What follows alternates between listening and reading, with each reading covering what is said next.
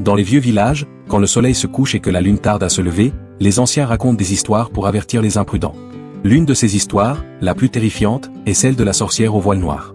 On dit que là où elle passe, personne ne dort, et pire encore, personne ne revient. C'est une ombre silencieuse qui glisse dans les rues désertes, accompagnée seulement par le battement lointain d'un tambour solitaire, un rythme qui semble venir du cœur même de la nuit, un appel funeste que seuls les condamnés peuvent vraiment entendre.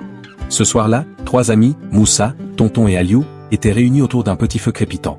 Ils étaient jeunes, pleins de vie, et se croyaient invincibles. Moussa, le plus audacieux du groupe, riait aux éclats. La sorcière au voile noir. Vraiment ? Ce ne sont que des contes de grand-mère pour faire peur aux enfants et les empêcher de sortir la nuit. Vous n'allez pas croire à ces bêtises, j'espère ? Aliou, toujours plus prudent, haussa les épaules.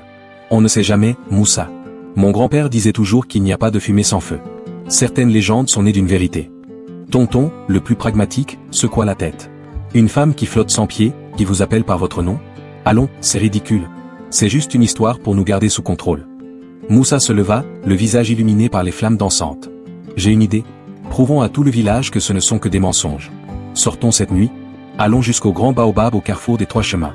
Si cette sorcière existe, c'est bien là qu'elle devrait apparaître, non ? L'idée était folle, dangereuse. Aliou hésitait, le doute se lisant sur son visage. Mais la pression du groupe était forte. Ne voulant pas passer pour un lâche, il finit par hocher la tête. Tonton, lui, était déjà convaincu. Parfait. On va leur montrer que les jeunes d'aujourd'hui n'ont pas peur de fantômes inventés. Et c'est ainsi que, portés par leur arrogance et leur jeunesse, les 3 amis s'enfoncèrent dans l'obscurité, ignorant les murmures du vent qui semblaient déjà les supplier de rebrousser chemin.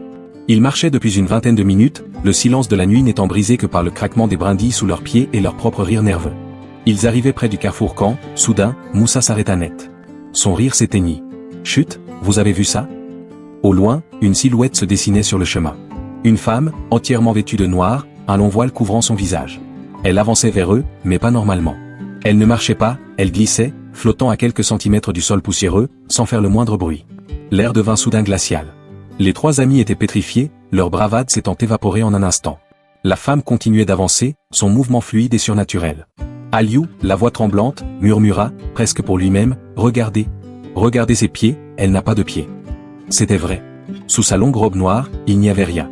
Juste le vide. La panique commença à s'emparer d'eux. Ce n'était plus une histoire. C'était réel, et c'était terrifiant. La silhouette s'arrêta à une dizaine de mètres d'eux, immobile, comme une statue d'ébène plantée au milieu du chemin. On ne distinguait aucun trait de son visage sous le voile, seulement une obscurité plus profonde encore que la nuit qui les entourait. Puis, le silence fut brisé par un son qui leur glaça le sang. Un chant. Une voix de femme, incroyablement douce, mélodieuse, mais chargée d'une tristesse si ancienne et si